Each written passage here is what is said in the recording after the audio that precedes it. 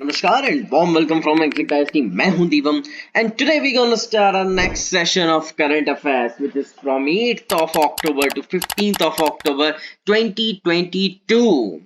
Table of content आपके सामने है। सबसे पहले आज हम स्टार्ट करेंगे from GS paper 3 economics, world banks GDP projection for India. इसमें हम कोशिश करेंगे कि ज्यादा से ज्यादा आपको नॉलेज दे सके। वर्ल्ड बैंक ने क्या प्रोजेक्शन दिया है, दूसरे फर्म्स ने क्या प्रोजेक्शन दिया है जीडीपी के बारे में। उसके बाद हम डिस्कस करेंगे from GS paper 3 economics, MENA region, MENA region, world's fastest crypto adopter. अब क्रिप्टो से रिलेटेड अगर आपने मेरे पुराने वीडियोस देखे हैं तो मैं आपको हमेशा कहता हूं कि क्रिप्टो करेंसी एक नया चीज है, एक नई चीज है। इसमें से क्वेश्चंस बनने की संभावना हो सकती है, तो इस तरीके करंट को या इस तरीके के टॉपिक्स को नहीं छोड़ना चाहिए। इसके बाद हम डिस्कस करेंगे from GS paper 2 international relations, foreign direct product rule FDPR। ये क्या है, कहां है, क्यों है। इसके बाद हम डिस्कस करेंगे from GS paper 3 again from economics, RBI concept note on CBDC। ये क्या है, बड़ा इंटरेस्टिंग करंट अफेयर है। मुझे लगता है कि इसमें से क्वेश्चन प्रीलिम्स या मेंस में से एक जगह आना चाहिए। इसके बाद एक इंपॉर्टेंट न्यूज में से हम देखेंगे Modhera, India first 24/7 solar powered village. ये क्यों इंपॉर्टेंट है, जिन लोगों ने भी मेरे पुराने करंट के वीडियोस देखे उनको पता होगा, जहां भी फर्स्ट आ जाए वहां देवम सर नहीं छोड़ते। तो फर्स्ट जहां आ जाएगा वो करंट अफेयर तो हम छोड़ते ही नहीं है, तो इसको कैसे छोड़ दें। तो जरूर इसको भी पढ़ेंगे। इसके बाद हम देखेंगे फ्रॉम जीएस पेपर 2 पॉलिटी से justice DY Chandrachud 50th chief justice of India. इसमें मैं आपका थोड़ा बहुत एक छोटा मोटा topic related to supreme court and related to chief justice of India कैसे अपॉइंट होते हैं, ये वाला करंट अफेयर क्यों इंपॉर्टेंट है, हम इसमें डिस्कस करेंगे। इसके बाद हम डिस्कस करेंगे from GS paper 1 history, Mahakal लोक कॉरिडोर उज्जैन में जो है, हम इसके बारे में डिस्कस करेंगे। और मजे की बात आपको अभी बता दूं कि मैं स्वयं इस वक्त उज्जैन में हूँ। जी हाँ मैं उज्जैन में, और महाकाल लोक कॉरिडोर का करंट अफेयर पढ़ाने का मौका मिल रहा है। क्योंकि मैं दर्शन करने आया था यहाँ पर, बट काम तो काम है, आपके लिए वीडियोस टाइम पे लाना ये मेरा काम है, और ताकि आपका प्रीलिम्स अच्छे से जाए, आपके करंट अफेयर्स कवर हो सके। मूविंग ऑन, हमारा नेक्स्ट करंट अफेयर रहेगा from GS paper 3 environment, living planet report 2022। ये क्या है, इसके बारे में भी हम डिस्कस करेंगे, ये भी इंपॉर्टेंट है एनवायरमेंट सेक्शन से। उसके बाद हम polity section GS paper 2, supreme court split verdict on Karnataka हिजाब बैन। ये बहुत ज्यादा न्यूज में था, इसलिए मुझे ऐसा लगा कि इस टॉपिक को ऐड होना जरूरी है। हम ज्यादा इसमें ब्रीफ में नहीं जाएंगे, बस थोड़ा सा। उसके बाद हम डिफेंस सेक्शन से SCBM लॉन्च INS अरिहंत। ये क्या चीज है, ये भी बड़ा इंपॉर्टेंट है, बिकॉज ये न्यूक्लियर जो अटैक होते हैं उसको झेलने की क्षमता रखता है। इसके बारे में हम और जानेंगे जब हम इसके बारे में पढ़ेंगे। लास्ट जो आज का टॉपिक या फिर कहूँ लास्ट करंट अफेयर जो रहेगा वो एक इंपॉर्टेंट इवेंट से है, हमारे सभी के चहीते डॉक्टर APJ अब्दुल कलाम के ऊपर, जो कि अक्टूबर 15 वर्ल्ड स्टूडेंट डे। ये किनके ऊपर है, तो डॉक्टर APJ अब्दुल कलाम जी के बर्थडे पर है। हम इसके बारे में डिस्कस करेंगे। तो without wasting any time let's start our today session with the very first topic from GS paper 3, World Bank's GDP projection for India. तो देखिए, the World Bank had recently downgraded की point India's real GDP growth forecast for the financial year 2023 and bracket में 2022-23। समझ आई मेरी बात। Moving on, अब इसके बारे में हम थोड़ा जान लेते हैं क्या बोल रहे हैं भैया वर्ल्ड बैंक जी हमारे जीडीपी प्रोजेक्शन के बारे में। तो let's know about it, let's get brief into it. तो की पॉइंट्स जान लेते हैं सबसे पहले। तो this is the third time that World Bank has revised the GDP growth estimate for India for the financial year 2023. तो तीसरी बार वर्ल्ड बैंक ने रिवाइज करा है, मतलब कि दोबारा से सुधार करा है जीडीपी ग्रोथ एस्टिमेशन, मतलब अपने प्रोजेक्शन में for India's financial year 23। Okay, in April 2022। कब? अप्रैल में। It slashed the GDP growth forecast from 8.7% to 8%। April में इन्होंने क्या बोला कि जीडीपी ग्रोथ फोरकास्ट 8.7% से 8%। फिर in June it was downgraded yet again, मतलब इन्होंने और कम करा 7.5%। The recent estimate by the World Bank is the lowest any multilateral agency predicted for financial year 2023। World Bank ने अभी तक का लोएस्ट, मतलब अब वो क्या है हम जरा आगे जान लेते हैं, but let me tell you one thing very which is very important, कि जब आप भी करंट अफेयर सुनते हैं, मैं आपको हमेशा कहता हूं कि इसको रिवीजन जरूर, revision is the key. Revision से आपके दिमाग के अंदर ये चीजें और स्ट्रॉन्ग आती, और ज्यादा स्ट्रांगली ये चीज दिमाग में बैठ जाती है। ठीक है, सो आगे का जान लेते हैं। लेट्स नो फाइंडिंग्स के बारे में। तो in its latest south Asia economic focus update, the World Bank had slashed India's real GDP growth. Now, what is real GDP growth? देखो nominal GDP होती है, real GDP होती है, आप पढ़ेंगे इकोनॉमिक्स में, और अगर आपने पढ़ा है तो वेरी वेरी नाइस। देखिए मैं शॉर्ट में बता देता हूँ, रियल जीडीपी इन्फ्लेशन पे काउंट होती है, ठीक है। नॉमिनल जीडीपी करंट जो आपका प्राइस रहता है उसके ऊपर काउंट होती है। तो अभी हम बात कर real GDP growth forecast from the earlier estimate of 7.5% to 6.5%. It warned that Indian economy will be adversely impacted by the Russia-Ukraine war and tightening of global monetary policy. अब ये पॉइंट आप खुद जरा एनालिसिस करिए। आज अभी मार्च चल रहा है, क्या ये पॉइंट सही सिद्ध हुआ या गलत सिद्ध हुआ, या फिर अभी भी न्यूट्रलाइज है, अभी भी चल रहा है? मुझे जरा आप जरूर बताइए पर्सनली कमेंट सेक्शन या डाउट में आपके, कि ये पॉइंट सही सिद्ध हुआ या नहीं हुआ। Moving on, private investments are expected to decline because of uncertainties and high cost. Okay, देखिए ये करंट अफेयर आपके लिए इजी इसलिए है because now you are in March and we are talking this about October. तो October में ये prediction थी, ये सारी चीजें प्रिडिक्ट करी थी वर्ल्ड बैंक ने। अब मार्च में आप लोग हैं, आप खुद देखिए उनका प्रिडिक्शन सही हुआ या गलत हुआ। इतनी खुद थोड़ी सी मेहनत करिए तो आपके दिमाग में याद रहेंगी चीजें, सभी मैं बता दूंगा तो फिर आप मेहनत कैसे करेंगे। Moving on, the country's export ban on broken rice is expected to affect 1/5 of its rice export. ऐसा भी हुआ कि नहीं, जरा देखो।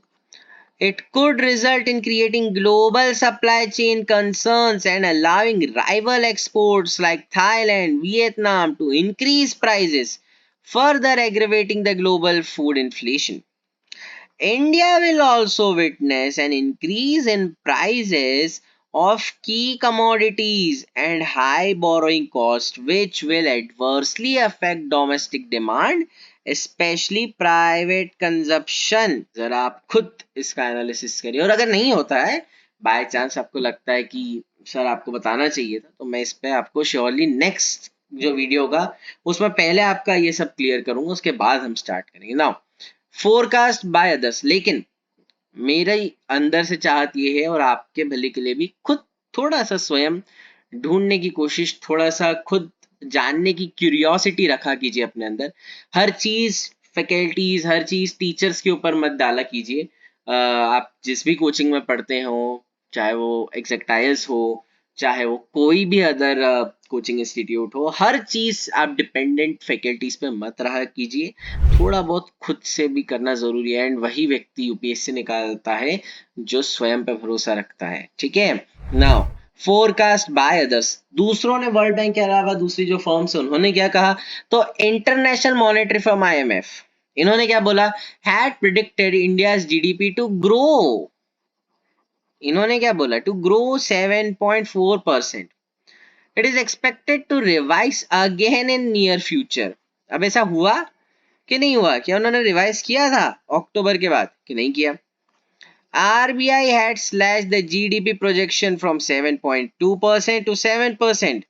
In April, central bank downgraded the projection from 7.8% to 7.2%. Okay, ये सब दूसरे हैं वर्ल्ड बैंक के अलावा. इन्होंने क्या प्रोजेक्शन दिया है वो ये सारी चीजें. ठीक है, कोई भी तरीके का डाउट हो बेझिझक पूछा करिए, ये मत देखा करिए. देखिए डाउट सेक्शन में या फिर पर्सनली तो आप मुझसे पूछ लेते हैं, लेकिन जब मैंने पूछा भी सही कुछ लोगों से, कुछ स्टूडेंट्स से कि why you don't ask in comment section, तो उनको शर्म आती सबके सामने पूछने में. तो शर्माइए मत, बेशर्म होके अपने डाउट्स को पूछा कीजिए. ठीक है, moving on our next current affair for the day which is from economic section. Obviously देख के लग रहा है मनी मनी मनी मनी, ये इकोनॉमिक सेक्शन से होगा. ठीक है, तो ये क्या है?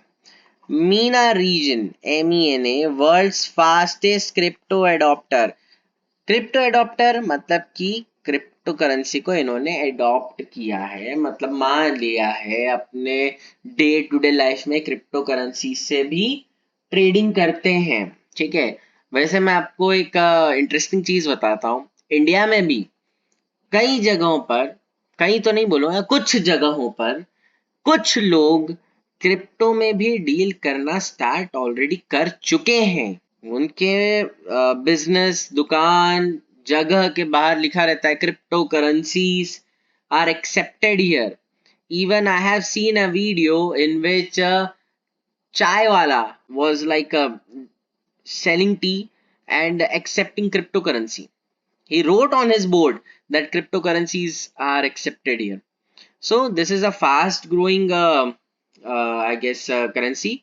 इसीलिए मैं हमेशा आपसे कहता हूँ, एक तो नई चीज है, एक तो बहुत जल्दी ग्रो कर. देखिए नई क्रिप्टो करेंसी नहीं है, क्रिप्टो करेंसी बहुत पहले से, लेकिन हाल फिलहाल जिस हिसाब से इसने बूम करा है, इसलिए ये एक लोगों के सामने आया हुआ नया कंसेप्ट है. ठीक है, तो let's know about this current affair. The middle east and north Africa, middle east and north Africa यानी Meena region is the fastest growing cryptocurrencies market in the world. Okay, समझ आ रहा है? आएगा बिल्कुल, इतना कोई मुश्किल नहीं है. इसको जान लेते हैं और कि ये क्या है. सबसे पहले तो की पॉइंट्स. तो this data known through 2022 Global Crypto Adoption Index released by blockchain researcher Chain Analysis. Okay, according to Middle East and North Africa, MENA region witnessed a 48% increase in the volume of cryptocurrency received, the highest in the world. Okay, the three MENA countries, Turkey, Egypt, Morocco, were among the top 30 in the index.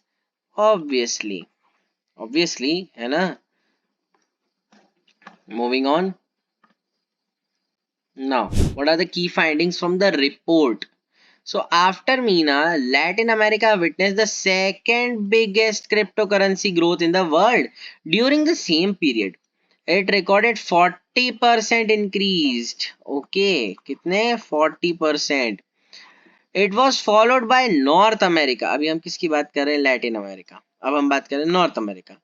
36% of growth, and Central Asia, Southern Asia, Oceania at 35% growth. According to report, Saudi Arabia is the third largest crypto market in MENA region, and UAE, United Arab Emirates, stands at 5th position.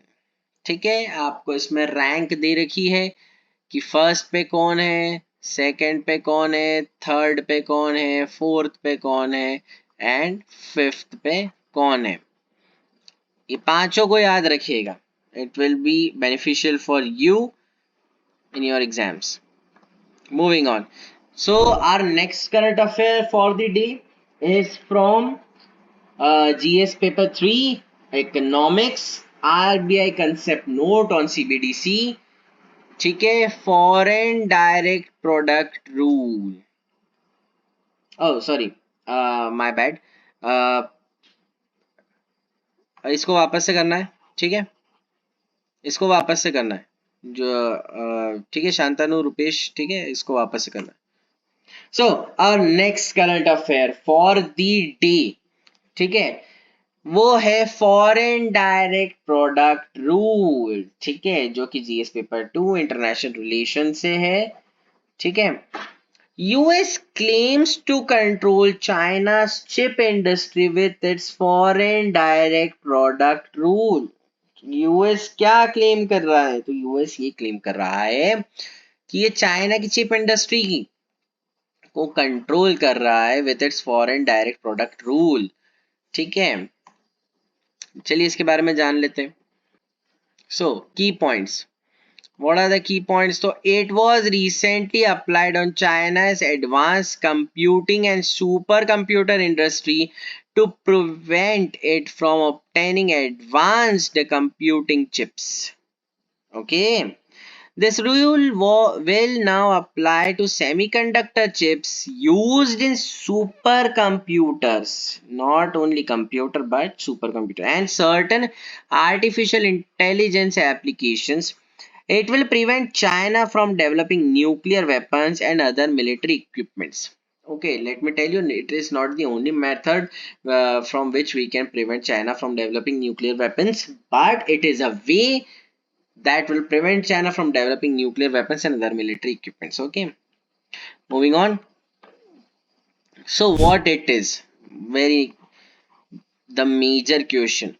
First introduced in 1959 to control trading of US technologies, essentially says that if product was made using American technology, the US government has the power to stop it from being sold, including products made in foreign country. Okay, mandates country based licensing requirements and list based restrictions apart from imposing traditional export controls to weaken the FDPR targeted countries ability to obtain critical items produced from US origin technology.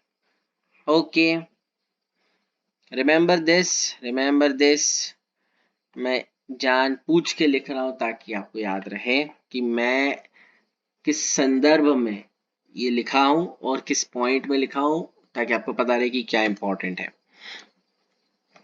Moving on. So our next current affair of the day, RBI concept note on CBDC. ठीक है, this current affair is also very important.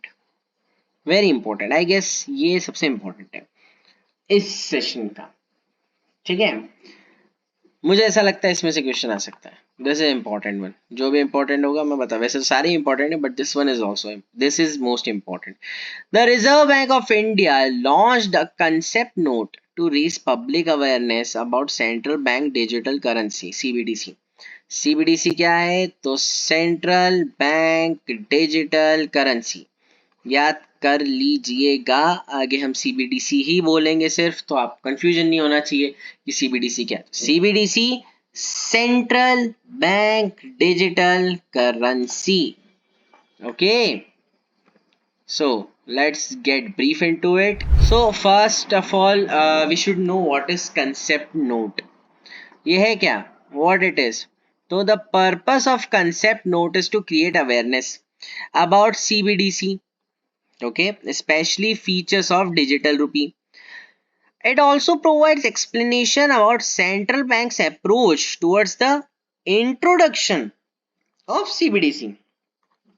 It also examines the consequences of introduction of CBDCs in banking system, financial stability, monetary policy and individual privacy. Okay, clear? Okay, now let's move further. Let's know some key points about it. The concept note highlighted the importance of broad legal framework to support the issuance of digital rupee as another form of Indian currency. Okay. It called for amendment of Reserve Bank of India RBI Act to include digital rupee in definition of the term bank note, and also insert a new section in the act to encompass features concerning CBDC along with the necessary exemptions. Okay, now let's know about digital rupee, what it is. So e-rupee or digital rupee is a digital version of Indian rupee that is RBI exploring. तो क्या है digital rupee? तो ई रुपई या फिर digital rupee is a digital version of Indian rupee that RBI is exploring. Okay. E-rupee is akin to sovereign paper currency but takes a different form, exchangeable at par with existing currency and will be accepted as a medium of payment also. This is important. Legal tender. Okay, very important. And a safe store of value. The launch will provide several benefits like reduction in cost of overall currency management, minimization of settlement risk, as well as the reduced dependence on cash. Okay, so moving on. So, our today's next topic, Modhera. ये जगह है एक India's first 24/7 solar power village. जिन भी लोगों ने current affairs, ये नहीं मेरे सेशंस करंट अफेयर्स के देखे हैं, उनको पता चल गया होगा कि मैंने ये करंट अफेयर क्यों इंपॉर्टेंट कहा. Obviously as I always say, wherever this particular word comes first, it means you should not miss that current affair. So Modhera in Gujarat was declared as the first round the clock solar powered village in India. Okay, solar power से चलने वाला पहला village बना है India का, गुजरात में. ठीक है. So let's know its key points. It is developed through ground-mounted solar power plant and more than 1,300 rooftop solar system on residential and government buildings, all integrated with battery energy storage systems (BESS), battery energy storage system (BESS), battery energy storage system. Okay, BESS या फिर भैंस, उससे याद रख लीजिएगा. Moving on, the solar power village would be self-sufficient in solar energy generation as it will utilize 1,000 solar panels that have been installed on the village houses, generating electricity round the clock for the villages. मतलब कि घर की छतों पर ये solar panels लगाए गए हैं. ठीक है, और कितने हैं? तो 1000 है टोटल. ठीक है, याद रहेगा? इतना नहीं रहेगा तो फिर से देखो. Moving on. तो benefits, what are its benefits? ये तो आप स्वयं भी सोच सकते हैं बेनिफिट्स क्या होंगे, बट पॉइंट्स याद रहेंगे आपके एग्जाम के लिए तो ज्यादा अच्छा है. इट विल, देखिए मीन्स में यही जो पॉइंट्स लिखे हैं इसी लैंग्वेज में लिखेंगे तो you will be in a good situation. ठीक है. It will demonstrate how India's renewable energy prowess can empower people at grassroots. It will enhance the sustainable implementation of various welfare projects in their area. It will reduce drudgery among rural women and girls engaged in the collection of fuel wood from long distances and cooking in smoky kitchens. It will also result in minimization of the risk of contracting lung and eye ailments. ठीक है, तो ये इसी word में लिखिएगा. ठीक है, इन word में यानी कि इस लैंग्वेज में, नहीं तो आप पकड़ ले मेरे कहने के सेंटेंस को। सो मोधेरा विलेज, ये क्या है? ये तो विलेज है। कहाँ है? ये गुजरात में है। तो इसके बारे में थोड़ा जान लेते। तो Modhera village in Gujarat, Mehsana is situated on the banks of river Pushpavati. River Pushpavati को लोकेट कीजिए मैप पे। It hosts the famous Sun Temple, which was built during the reign of Chalukya dynasty Bhimavan. The temple was built in Gujara style, sorry Marugurjara style, Chalukya style जिसको हम बोलते हैं, of architecture. ये आप art and culture में जरूर पढ़ेंगे, आप पढ़ चुके हैं तो very good. The temple will acquire a 3D projection facility which will inform tourist about the history of मुधेरा।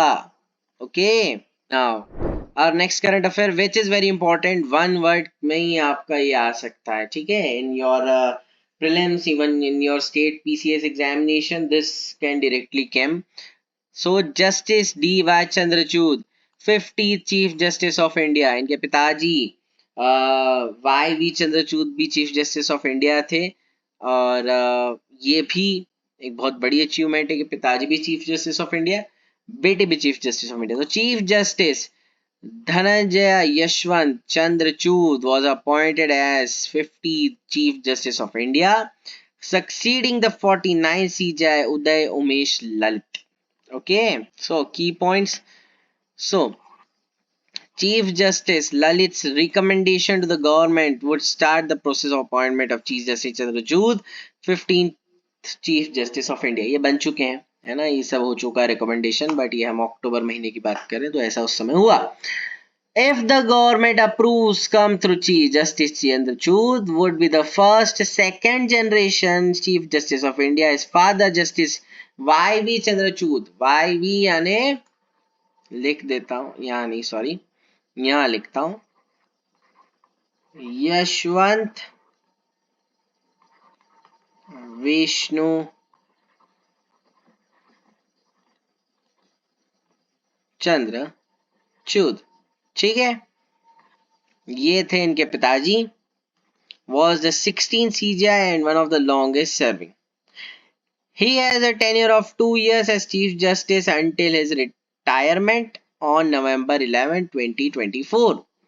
Okay, so about Chief Justice of India, let's know something about it. तो the Chief Justice of India, Bharat के मुख्य न्यायाधीश, is the Chief Judge of Supreme Court of India as well as the highest ranking official of Indian judiciary. Everybody knows this point, कोई समस्या नहीं होनी चाहिए।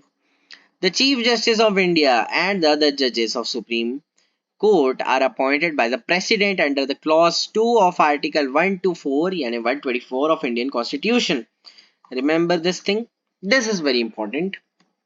मतलब अगर आप एक सीरियस एस्पिरेंट है तो इतना तो पता होना चाहिए। Article 217 which deals with the appointment of high court judges says the president should consult CJI, governor and chief justice of high court concerned.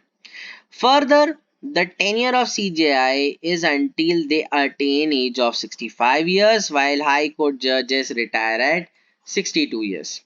Now how to remove CJI if it happens. CJI को अगर chief justice of India को remove करना तो कैसे है, उसके procedure क्या है? तो a judge of Supreme Court shall not be removed from his office except by an order of President passed after an address by each house of Parliament, Lok Sabha, Rajya Sabha, supported by a majority of the total membership. Okay, support होना चाहिए by majority of total membership of that house and by majority of not less than 2/3 of members of house presenting and voting, present and voting, not presenting and voting, present and voting, ठीक है। ये है removal of CGI. I hope आपको समझ आया होगा, I hope कि आपको समस्या नहीं आई होगी। Moving on, Our next current affair for the day, Mahakal लोक कॉरिडोर. मैं यहीं पर पास में, यहाँ होटल दिख रही है इस फोटो में. मजाक कर रहा हूँ. So महाकाल लोक corridor which is situated in Ujjain, Madhya Pradesh. Okay, the first phase. Okay, first phase. इसके टोटल कितने फेजेस होंगे? तो 3 फेजेस होंगे. तो अभी कितने फेजेस हुए कंप्लीट? तो first phase of Mahakalo corridor was inaugurated recently by Shri Narendra Modi ji, our honorable Prime Minister. Okay, आपने देखा होगा न्यूज में चीफ मिनिस्टर शिवराज सिंह चौहान जी के साथ. So key points: after Vishwanath Temple in Varanasi, Kedarnath Shrine in Uttarakhand, Mahakal Temple is the third Jyotirling site to see a major upliftment exercise. पहले कौन से दो हो चुके हैं? तो विश्वनाथ टेम्पल इन वाराणसी, केदारनाथ इन उत्तराखंड, और महाकाल जो है ये तीसरे नंबर पर है जिसमें एक मेजर अपलिफ्टमेंट देखी गई है.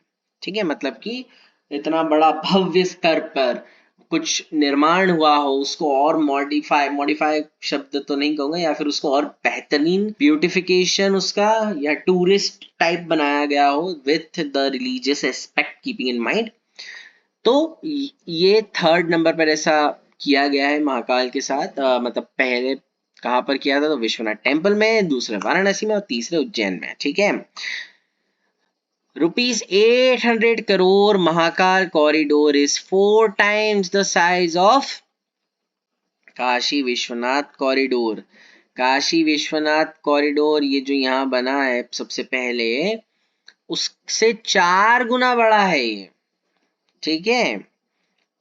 आइएगा, बड़ी सुंदर प्लेस है. मैं सीरियसली बता रहा हूँ, महाकाल का आशीर्वाद तो है ही सही सबके साथ. बट आप जब इन जगह को घूमने आएंगे, specially in evening, it looks beautiful. You should definitely come here. Under the project the entire area will be decogstated and the heritage structure will be conserved and restored. बिल्कुल परफेक्टली कहा गया है जो भी ये है ना. Moving on. सो फीचर्स क्या है इस प्रोजेक्ट के? तो the Mahakaleshwar temple corridor development project will provide better amenities for those visiting the temple. Very बिल्कुल true. The corridor has around 110 aesthetically ornate pillars made of intricately carved sandstone that depict the Anand Tandav Swaroop Lord Shiva dance form. 200 statues and murals of Lord Shiva and Goddess Shakti. ये भी true. बिल्कुल बहुत सुंदर लगता है देखने में. मैंने आज ही देखा है. And I will request you all, and if you want, जब आपको टाइम मिल जाए, जब आपकी प्रीलिम्स मेंस और इंटरव्यू हो जाए, आप एक दफा जरूर आइएगा यहाँ पर. आपको बड़ा अच्छा लगेगा. It also had gushing fountains surrounded by artistic sculptures of the deity as well as 53 illuminated murals depicting stories from the Shiv Puran. Okay, ये मुझे नहीं पता था बट ये भी ट्रू है. ठीक है. So moving on. Now let's know something about Mahakal Temple. So Mahakal Temple is one of the 12 Jyotirlinga sites in India. Jyotirlinga sites are considered to be the manifestation of Shiva.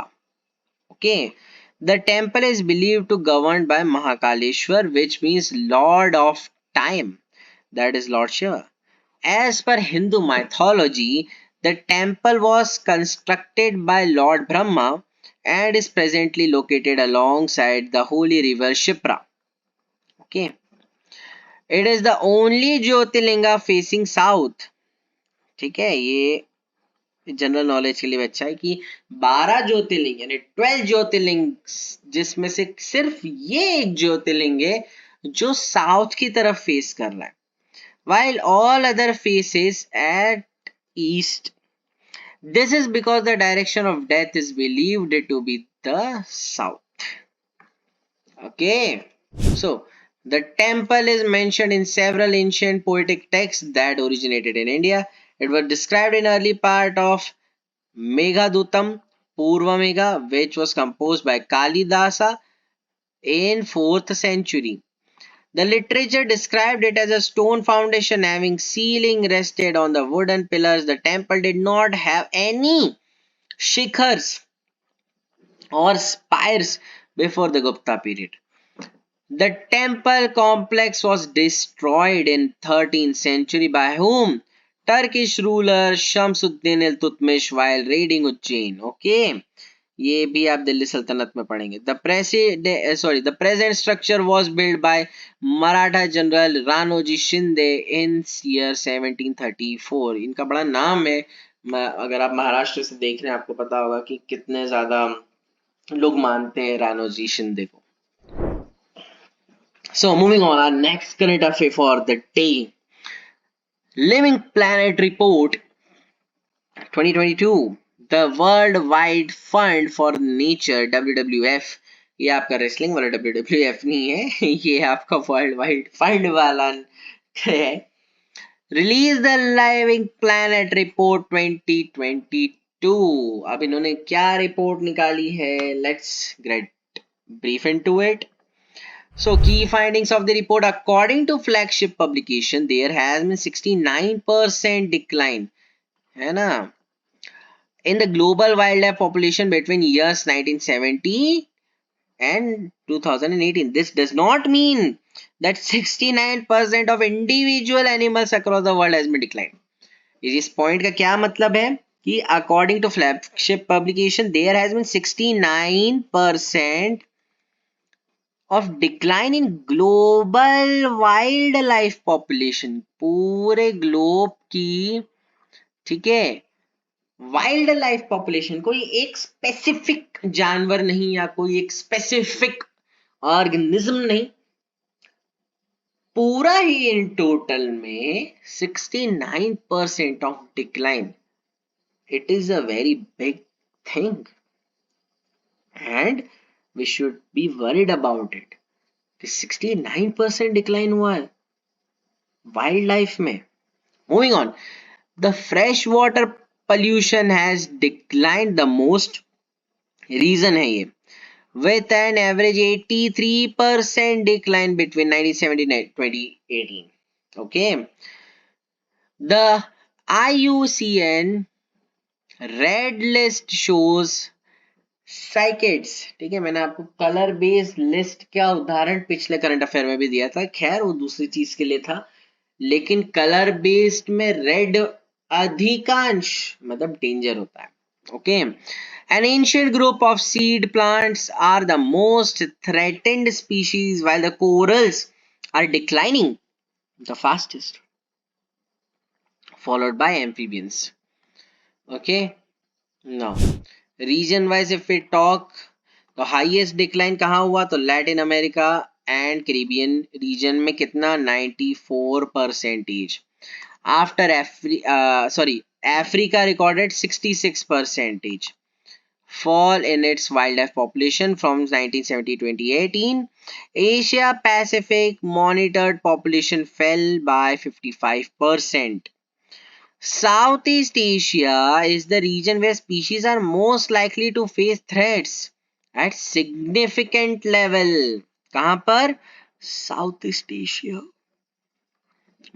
The polar regions and the east coast of Australia and South Africa showed the highest impact probabilities for climate change, driven in particular by the impact on birds. ठीक है? Now, mangrove degradation. So the mangrove continues to lose aquaculture, agriculture and coastal development at a rate of 0.13% per year. Many mangroves are also degraded by overexploitation and pollution alongside natural stressors such as storms and coastal erosion.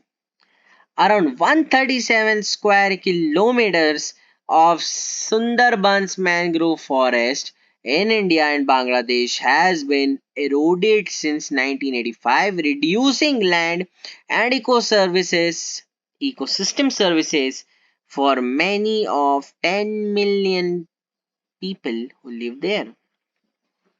Okay, the Living Planet Report 2022 is comprehensive study of trends in global biodiversity and health of the planet. It is an annual flagship worldwide fund for nature publication. It is the world's leading science-based analysis on the health of our planet and the impact of human activity, which is really very. It links climate change and biodiversity loss for the first time. Biodiversity loss and climate crisis should be dealt with as a single issue. Very true, and this should be done immediately, and I guess many of the countries are doing, especially the UK. Moving on, so today's next current affair: Supreme Court's verdict on Karnataka's hijab ban. देखिए, इस current affair में ज्यादा brief में या ज्यादा deep में मैं नहीं जाऊंगा, मैं सिर्फ मोटा मोटा आपको बताऊंगा, बिकॉज ये करंट अफेयर इसलिए लिया है बिकॉज कहीं ना कहीं इनडायरेक्टली इसमें से क्वेश्चन आ सकता है. Okay, so the supreme court delivered a split verdict on pleas contesting the Karnataka High Court's refusal to lift hijab ban in educational institutions in Karnataka. Okay, so let's get brief into it. So split verdict, what is this? A split verdict occurs when a bench is unable to give a conclusive judgment either through unanimous decision or by majority verdict. Again, a split verdict occurs when a bench is unable to give a conclusive judgment either through unanimous decision और by majority verdict. Okay, स्वयं से वो decision ना दे पाए या उनके बीच में agreement ना हो, उस समय स्प्लिट वर्डिक्ट होता है. It happens only when there is an even number जजेस लाइक डिवीजन बेंचेस, 2 जज बेंचेस, है ना, जैसे इधर भी एक बैठे हुए हैं, इधर भी एक बैठे हुए हैं. अब इनने बोला यस ये गलत है, इनने बोला नो ये गलत नहीं है, तो अब दोनों का एक एक वोट है. तो ऐसे में फिर क्या होता है? If a split verdict occurs the case will be heard again by larger bench. उस लार्जर बेंच कितनी हो सकती है? लार्जर बेंच और बड़ी हो सकती है. लार्जर बेंच में अब की बार इक्वल नंबर के टाइप्स नहीं बिताएंगे, इवन नंबर में नहीं बिठाएंगे. तो अगर मान लो इनने यस बोला, इनने नो बोला, इनने यस बोला, इनने नो बोला, लेकिन इनने फिर यस बोल दिया, तो कितने यस हो गए? 1 2 3, और नो कितने? 1 2. तो ऐसे फिर जजमेंट निकलता है. ठीक है, और नेक्स्ट करंट अफेयर, और दिस इज वेरी इंपॉर्टेंट. ठीक है, INS Arihant, SLBM launched from INS Arihant. INS Arihant has successfully launched a nuclear capable submarine launch ballistic missile SLBM in Bay of Bengal. SLBM ने launch करा INS Arihant, जो कि nuclear capable है. ठीक है, so let's know about it. So about the launch, the submarine launch basaltic missile was tested from India's first indigenous strategic strike nuclear submarine INS Arihant. This is again the first.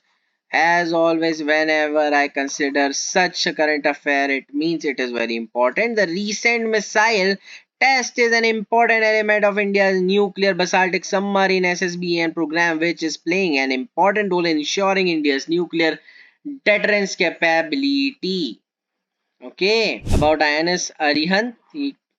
So, INS Arihant is a nuclear powered basaltic missile capable submarine indigenously developed by India. It is India's first indigenous nuclear powered basaltic missile capable submarine. Launched in 2009, commissioned in 2016, it is built under the Secretive Advanced Technology Vessel ATV. ठीक है, फिर से पढ़िए. Secretive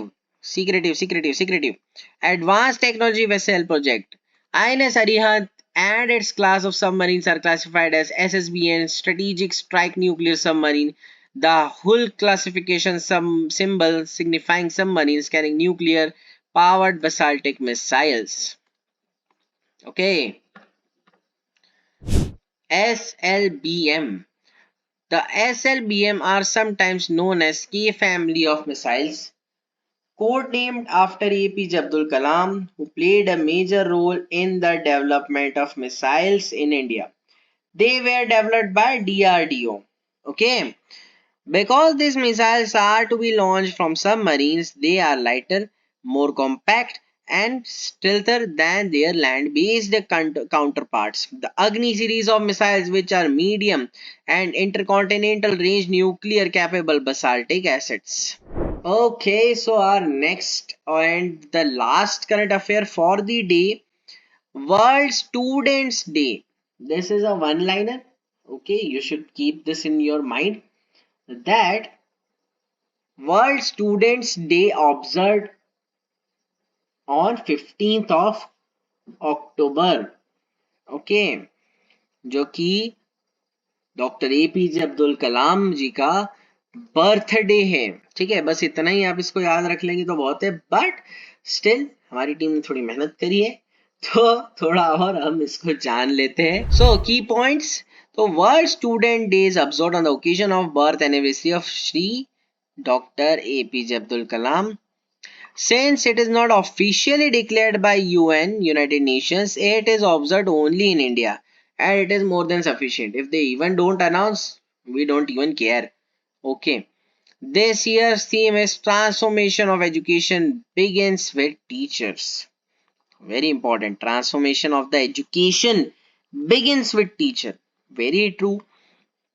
It is observed to the honor the achievement of the former Indian President Dr. APJ Abdul Kalam, who made major contributions in the field of education.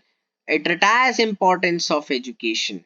Sorry, it reiterates importance of education. Okay, आज मैं बहुत गलत पढ़ रहा हूँ, उसके लिए मैं माफी चाहता हूँ. लेकिन इस करंट अफेयर में ये जो पॉइंट्स है ये आपके जनरल नॉलेज के लिए बहुत इंपॉर्टेंट है, और इसका जो डेटा है, इसका जो की पॉइंट है कि स्टूडेंट्स डे कब मनाया जाता है इंडिया में, तो 15th ऑफ अक्टूबर को मनाया जाता है, जो कि डॉक्टर एपीजे अब्दुल कलाम जी का बर्थडे है. Okay, so this was our today's current affair, which was from 8th October to 15th October. We'll see you soon in a next video, जिसमें हम आगे के करंट अफेयर्स के बारे में बात करेंगे.